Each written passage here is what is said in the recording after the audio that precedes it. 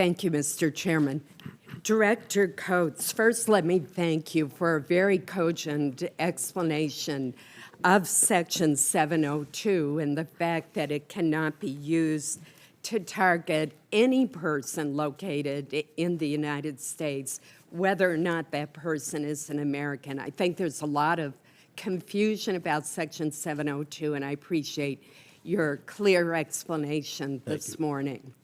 I have a question for each of you that I would like to ask, and I want to start with Admiral Rogers.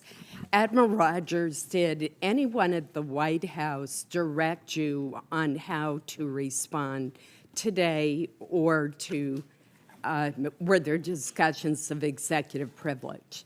Have I asked the White House, is it their intent to invoke executive privilege? Yes. The answer I gave you today reflects my answer, no one else's. Director Coates. My answer is exactly the same. I did never say I wasn't going to. Deputy Attorney General Rosenstein. I have not had any communications with the White House about invoking executive privilege today. Director McCabe. I have not had any conversations with the White House about executive privilege today either. That's what Admiral Rogers, in January, the FBI, the CIA, and NSA jointly issued an Intelligence Committee assessment on Russian involvement in the presidential elections. You've testified today that the IC relied in part on 702 authorities to support its conclusion that the Russians were involved in trying to influence the 2016 elections. Can you provide us with an update on NSA's further work in this area? In terms of the Russian efforts, largely? Yes. Yes, ma'am. We continue to focus analytic and collection effort trying to generate insights as to what the Russians and others are doing, particularly with respect to efforts against U.S. infrastructure, U.S. processes like elections. We continue to generate insights on a regular basis. If my memory is right, I testified before the CICI. We did open threat assessment, and in that hearing, which I think was the 11th of May, I reiterated we continue to see this similar activity that we identified and highlighted in the January report. Those trends continue. Much of that activity continues.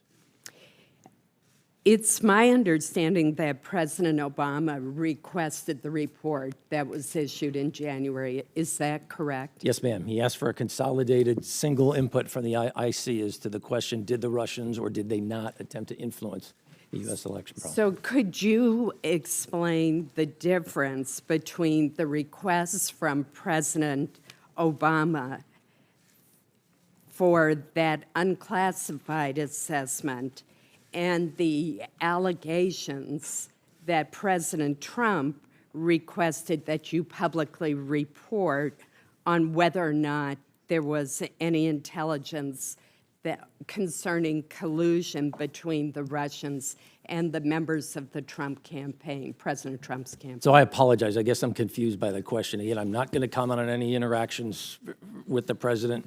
I just don't feel that is appropriate. As I previously testified, I stand by that report.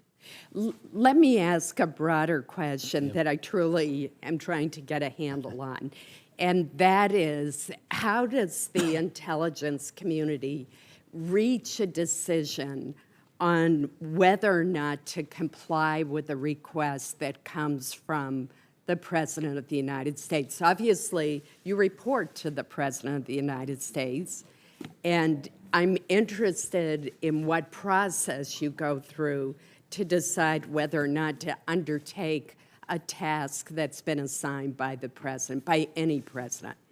So off the top of my head, I would say we comply unless we have reason to believe that we are being directed to do something that is illegal, immoral, or unethical.